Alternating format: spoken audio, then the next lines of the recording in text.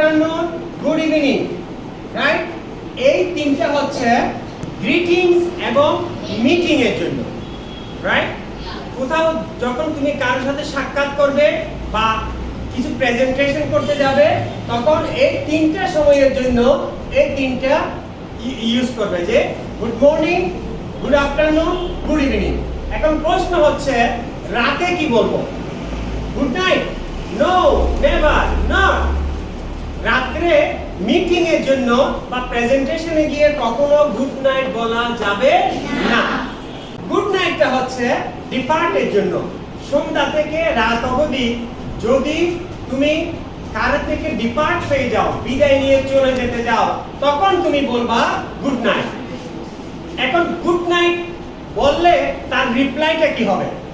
তার রিপ্লাইটা হবে slip well,